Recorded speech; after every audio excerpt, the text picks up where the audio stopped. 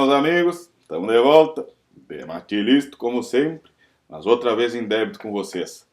Os motivos da semana passada aí que não nos deixaram, não nos possibilitaram fazer a gravação e a consequente postagem, publicação do vídeo, são ótimos, bons motivos aí que têm relação direta com os assuntos, com a manutenção e com as pretensões deste canal, e se Deus quiser em breve a gente vai ter novidades. Mas enfim, vamos ao que interessa. Esse é o 9º vídeo da nossa série Sistemas de Produção Agrícola em Terras Baixas, com integração lavoura-pecuária, com este foco. E é o 3º e último vídeo daquela minissérie que a gente batizou de Entendendo o Sistema. Tá? Então, para quem não lembra, a gente fez um resumo no 7º, no 8º e agora no 9º vídeo. A gente fez um resumo com um exemplo de um planejamento de 4 anos, tentando dar um exemplo mais prático e mais completo de todo o sistema, tanto das lavouras quanto da pecuária e da interação das atividades. Tá? Então a última parte que restou agora são o tema da pecuária e as lavouras, a parte operacional delas, né? Então principalmente a questão de como estabelecer as lavouras em cima das áreas, né, que tiveram o pisoteio, então, né? O bendito do pisoteio, como a gente sempre gosta de frisar, e lembrando também, cabe ressaltar que esses 3 vídeos dessa minissérie Entendendo o Sistema, tem vários e vários tópicos, vários e vários temas dentro deles, que a gente optou por fazer uma apresentação mais genérica, vamos chamar assim, mais sistêmica deles, abordando de uma maneira mais ampla, mais geral, com o objetivo de se fazer entender, né, da gente explanar sobre eles para que eles sejam compreendidos, mas principalmente para já ir chamando atenção para estes temas, que depois, muitos deles, se não a totalidade, a grande maioria deles, nós vamos depois pegando alguns destes temas que foram abordados e fazendo vídeos específicos sobre estes assuntos, e daí sim, daí com muito mais detalhes, com uma riqueza bem maior de informações do que essa maneira com que a gente está usando para abordar mais conceitual e mais genérica, tá? Como eu acabei de chamar, de batizar assim, tá? Então, vamos para o nosso 3º e último vídeo da minissérie Entendendo o Sistema, que é a pecuária e as lavouras, a parte operacional de como colocar as lavouras em áreas de pisoteio. Bom, então antes da gente entrar na parte operacional propriamente dita, cabe a gente dar uma retornada no vídeo da semana passada, porque faltou a gente comentar, foi batido na parte da questão da rotação de culturas, de como que a gente abordou como que o plano ia girar, se ia ser 2 anos consecutivos de soja e de arroz e depois trocar as lavouras de lugar, ou se ia ser o ping-pong. Então a gente abordou quando é soja sobre soja, arroz sobre arroz, ou quando é arroz sobre soja e soja sobre arroz. Daí faltou a gente frisar a questão daquelas áreas, aquelas possibilidades para quem tem confinamento, ou para quem faz pasto de verão, com sorgo forrageiro, com capim-sudão, enfim. Faltou a gente entrar nesse detalhe dessa questão da possibilidade da rotação de culturas com estas outras gramíneas, né?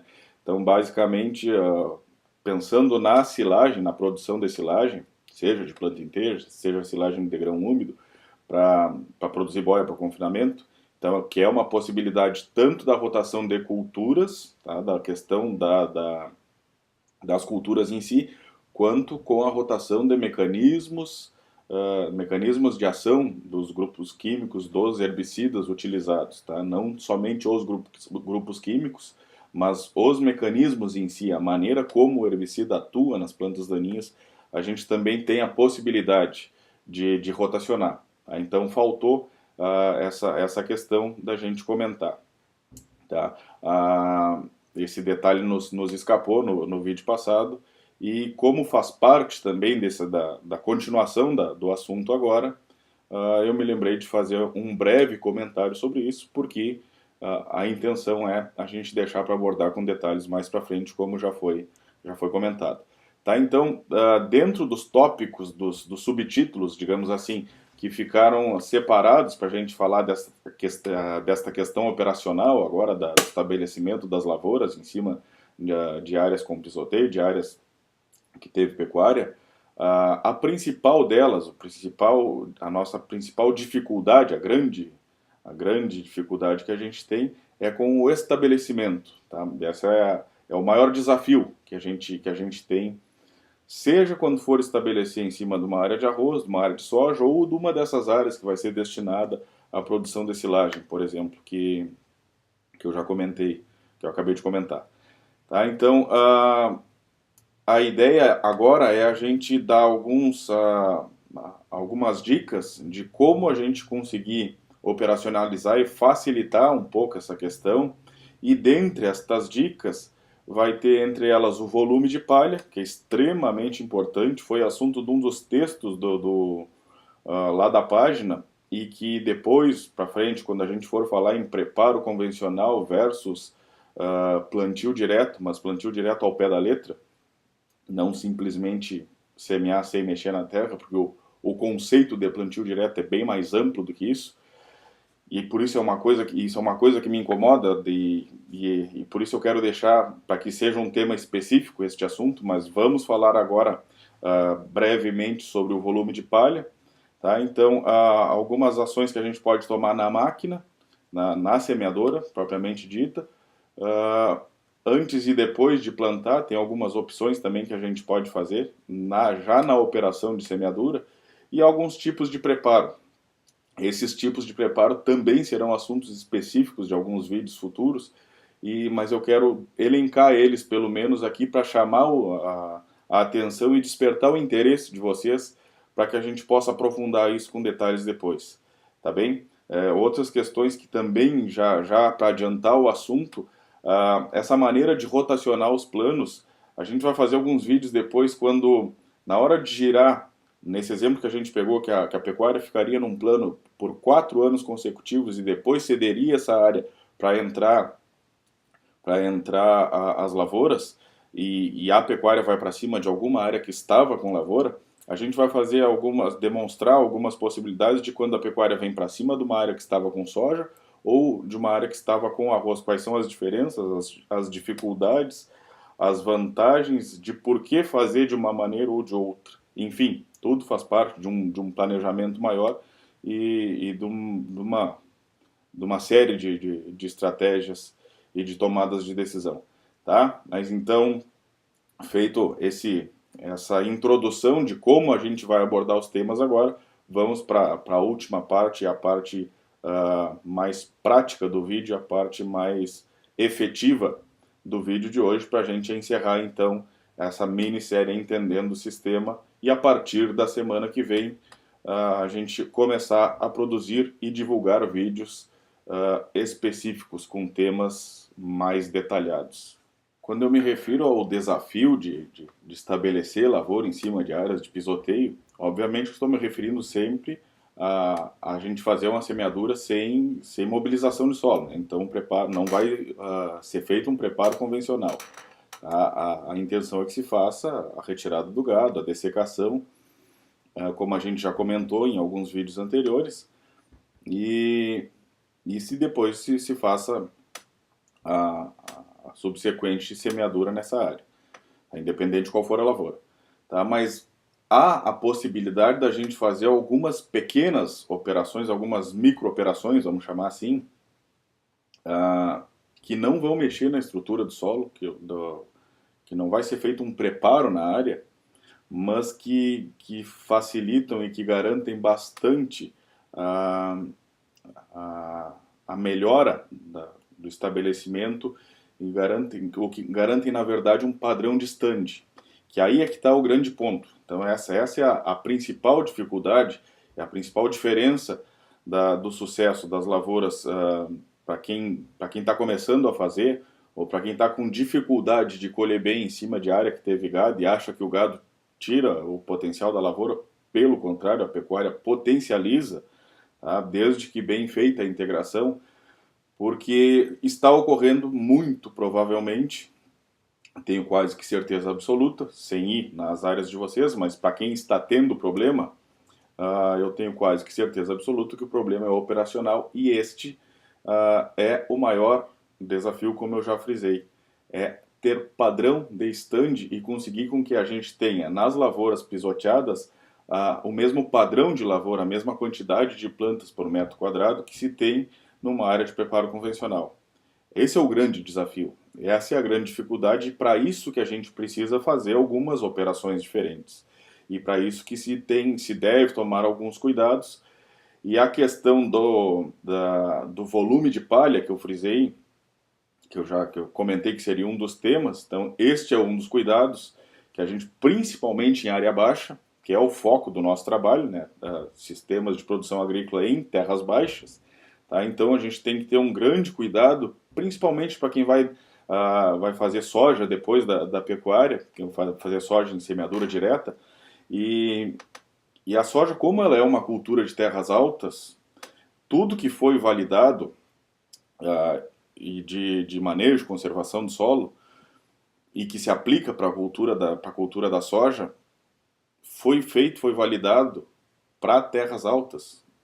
Então a gente tem que ter, primeiro, o grande cuidado e essa percepção de que a gente está trazendo a soja para um ambiente que não é dela, e ou a gente adapta o ambiente e adequa as recomendações e as ferramentas que a gente vai usar, ou a gente vai ter um insucesso muito grande.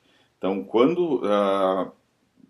esse é um alerta que eu deixo aqui, mas me preocupa bastante quando eu vejo bastante gente empolgada com as recomendações, e às vezes tem palestras que a gente assiste, e sempre que pode chama atenção para que tenham cuidado, porque a gente às vezes vê colegas, estagiários, produtores, clientes que se empolgam com algumas recomendações ou com algumas possibilidades que viram na palestra, ou num curso, num treinamento, num dia de campo, seja o que for, mas que não servem para a realidade onde eles estão trabalhando. Então essa questão do volume de palha será abordado com detalhe, já afirmei isso mais de uma vez, mas cuidem o volume de palha, na dúvida, para menos na várzea, tá bem? Então este é um dos primeiros pontos, que dificulta bastante o estabelecimento das lavouras, porque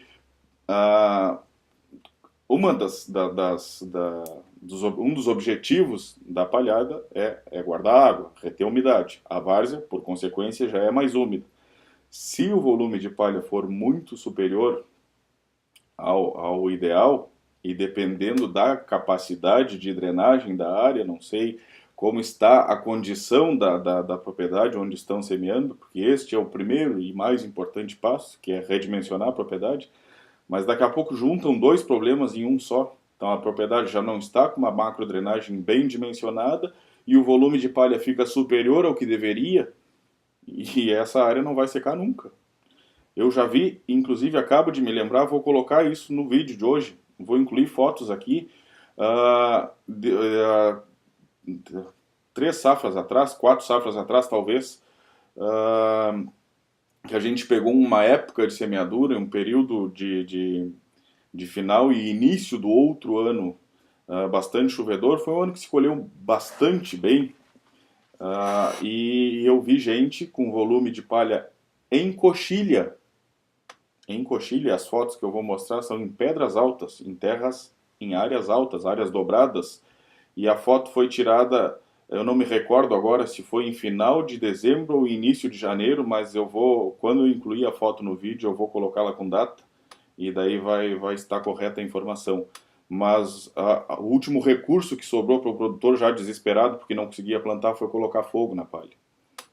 Então vocês vejam o nível que chegou o desespero, porque estava perdendo completamente a época de semeadura, porque errou o volume de palha ao se deixar para a semeadura da soja. Então, bastante cuidado com essa questão. O que foi recomendado, validado e pesquisado por anos para a cultura da soja, que é uma cultura de terras altas, não serve, na maior parte dos casos, para a gente copiar e colar para nossas áreas de várzea, e não somente na várzea, como o exemplo que eu acabei de dar, que era uma área de coxilha em Pedras Altas, mas que na nossa realidade é diferente. Os nossos solos, mesmo as áreas mais dobradas aqui, têm uma dinâmica diferente da metade norte, por exemplo, do Paraná, enfim. Então, cuidem. Volume de palha, na dúvida, para menos. Tá bem? Então, indo agora direto ao ponto para ser um pouco mais breve, porque para variar eu já me estendi bastante, tá? Então eu vou fazer uma pausa aqui para dar uma organizada no meu raciocínio, para tentar ser um pouco mais prático agora e mais breve, para a gente encerrar esse vídeo de hoje sem se estender demais, mais ainda do que eu já me estendi até agora, tá? Que daí eu vou separar entre arroz e soja, quais as operações que a gente pode fazer para facilitar o estabelecimento do arroz, quais as que a gente pode fazer para facilitar o estabelecimento da soja, e a gente encerra o vídeo e depois, com detalhes, a gente aborda esses temas em vídeos futuros. Então vamos lá, para a gente objetivar agora o final. Quando é soja, para a gente, e obviamente que eu acabei de recomendar que na dúvida a gente coloque, deixe um volume de palha para menos do que é recomendado para as terras altas, onde a soja está no seu ambiente de origem, digamos assim. Então, a tendência é que quanto menos palha a gente tiver, mais o pisoteio vai causar efeito.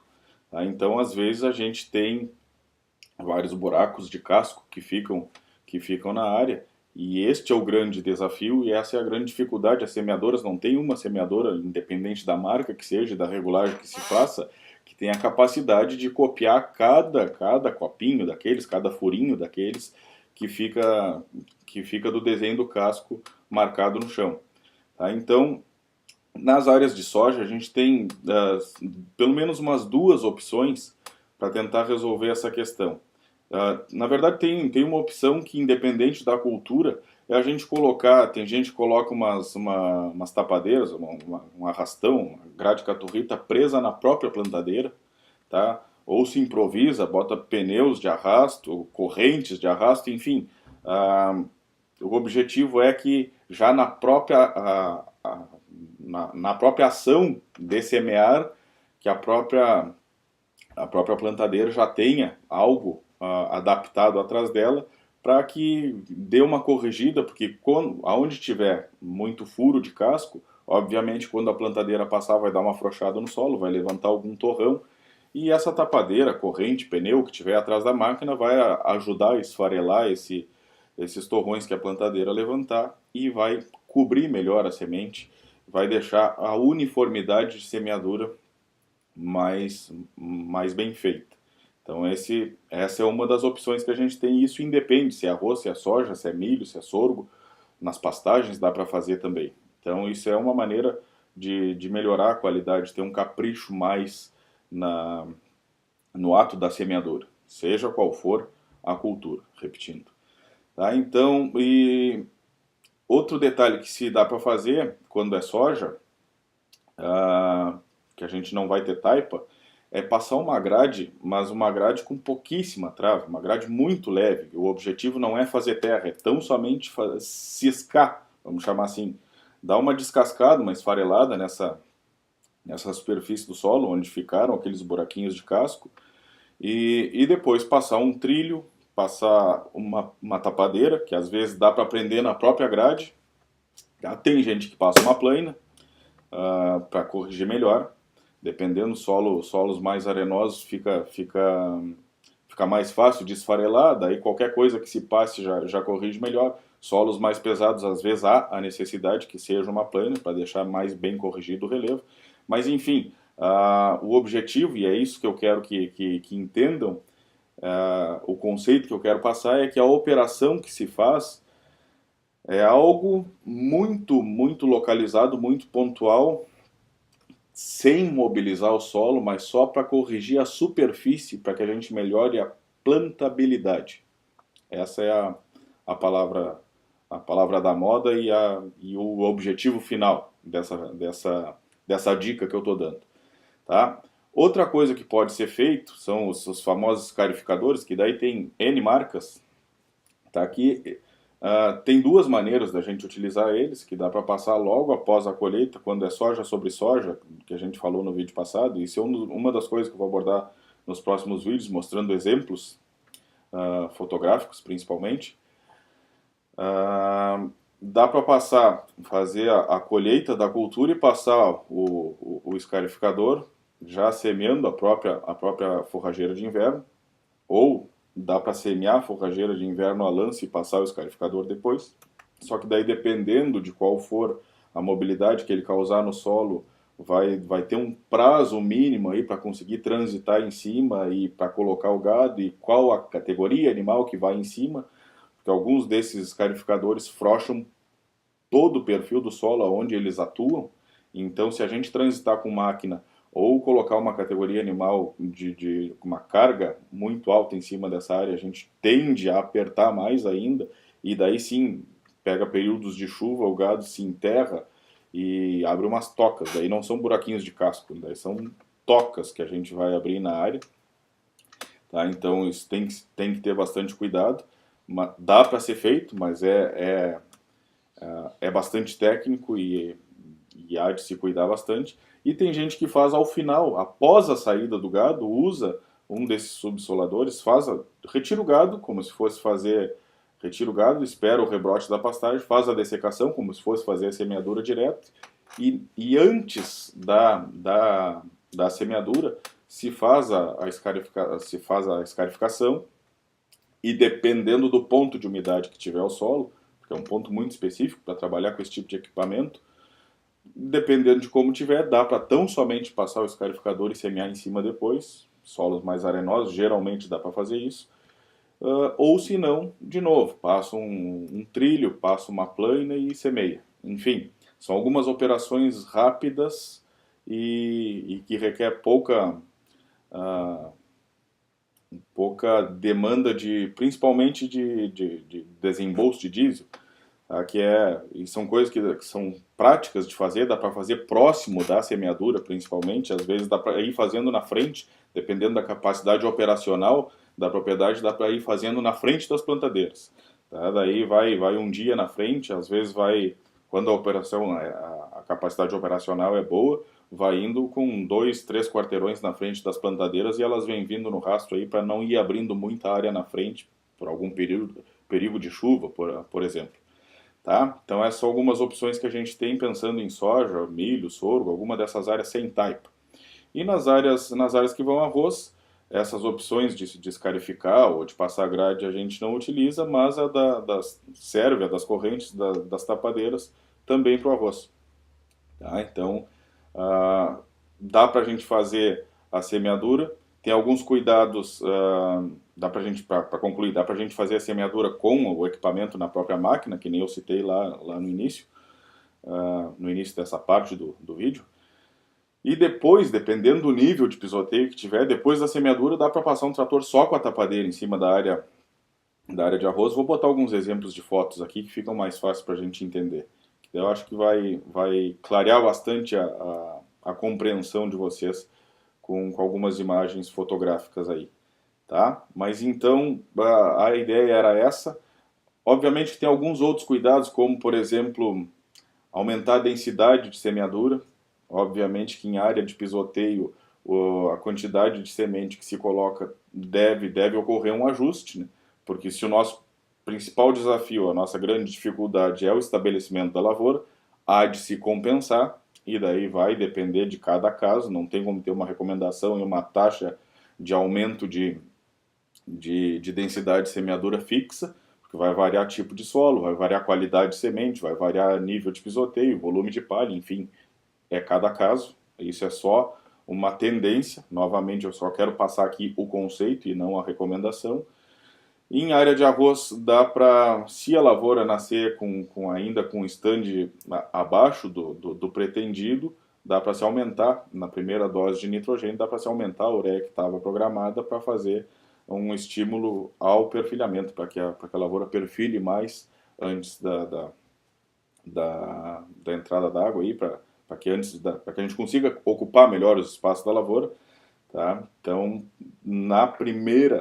antes da entrada d'água, naquela ureia que vai no seco, a gente tenha ainda a condição de aumentar aquela dose e de repente pegar emprestado do que estava programado para o fracionamento e diminuir lá na frente, ou, dependendo do objetivo, se a lavoura for de alto potencial, realmente aumentar essa primeira dose e manter as outras, tá? Porque a lavoura se estabelecendo bem, sendo dentro da época de semeadura, ela vai responder sem dúvida nenhuma, tá? Pessoal, então, concluída a nossa volta da minissérie Entendendo o Sistema, eu vou, obviamente, agora quando for editar o vídeo, vou revisar todo ele e vou ver onde encaixam algumas dessas imagens que eu comentei, que a gente pode se utilizar para facilitar a compreensão de vocês. E já fica aqui o compromisso de vários desses temas que foram abordados, a gente começar a fazer vídeos específicos sobre eles. Muito provavelmente no próximo vídeo, se não no próximo vídeo imediato, no vídeo da outra semana, se não daqui a no máximo daqui a 2 vídeos, nós vamos ter um convidado especial falando de um destes dois assuntos, ou o mercado de soja, ou sobre o manejo da cerca elétrica. Só falta, os dois participantes já estão conversados, a gente já está alinhado, só falta ver a questão da agenda e da possibilidade de gravar com um ou com outro. De repente eu consigo gravar na sequência com os dois, e os próximos 2 vídeos já serão estes específicos e com convidados especiais. Tá bem? Vamos em frente. Até a semana que vem. Um forte abraço.